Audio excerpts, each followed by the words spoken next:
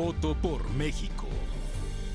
Las elecciones más grandes de México se realizan en medio de la peor crisis económica, con una lenta recuperación en la mayoría de los sectores, tasas altas de desempleo, débil generación de plazas laborales, aumento trascendente de la pobreza, un preocupante incremento de los precios e incertidumbre en las inversiones. En 2020 la economía retrocedió 8.5% y este año se prevé un rebote de 5%, cifra que resulta insuficiente. Pues menor, vamos a estar al final del 21 peor que el inicio del 2020, entonces habrá recuperación, pero va a ser súper lenta, ¿no? Las previsiones más optimistas señalan que sería al cierre de este sexenio cuando se recupere el terreno perdido, es decir, entre el año 2023 y 2024. En lo que respecta a este 2021 se tuvo un mal inicio, pues los indicadores expuestos hasta el momento señalan una contracción de 5.4% con respecto a enero de 2020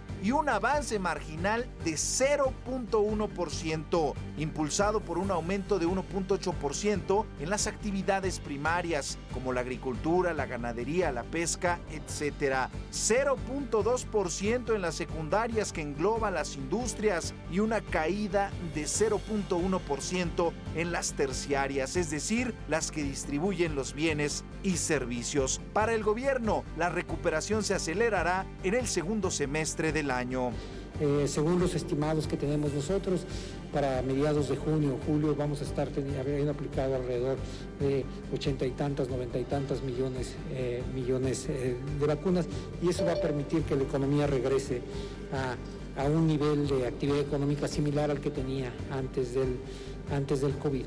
Sin embargo, las elecciones se realizarán aún en este contexto de crisis y limitaciones económicas. La tasa de desempleo en febrero cerró en 4.4%, es decir, 2.4 millones de personas no tienen una fuente de trabajo, 361,000 personas más que en febrero de 2020. La generación de empleo se frenó en marzo, pues en enero se crearon más de 40,000 plazas, en febrero más de 100,000 y en marzo menos de 90,000. Y si hacemos un balance de marzo 2020 a marzo 2021, México ha perdido casi 500,000 de empleos fijos. Al cierre de 2020, la pobreza laboral llegó a 40.7%, es decir, alrededor de 51 millones de mexicanos no ganan lo suficiente para comprar la canasta básica alimentaria. Y la inflación, es decir, el aumento de los precios, cerró en 4.67% en marzo, la peor tasa en más de 2 años, con alzas importantes en las gasolinas y los alimentos. Para combatir las afectaciones económicas, el gobierno federal evitó ofrecer estímulos fiscales a empresas y no adquirió deuda para impulsar la economía. Su apuesta se centró en mantener sus obras de infraestructura, como la refinería de Dos Bocas, el Tren Maya y el aeropuerto de Santa Lucía, además de resaltar los programas sociales.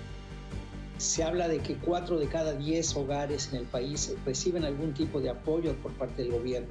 También es cierto que estos programas no están llegando necesariamente a quien más los necesita.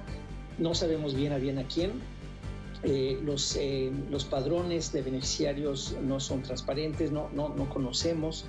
Vemos que también las becas, por ejemplo, pues van a los jóvenes, pero no van a quienes están perdiendo el empleo. Es decir, no solamente estamos teniendo más pobreza, sino estamos teniendo mucha pérdida de empleo. En septiembre pasado, el gobierno afirmó que había entregado 1 millón de créditos a pequeños empresarios, pero la mayoría se otorgaron a través del Censo del Bienestar. Con este contexto, los mexicanos se preparan ya para renovar a más de 21,000 autoridades, tanto federales como locales.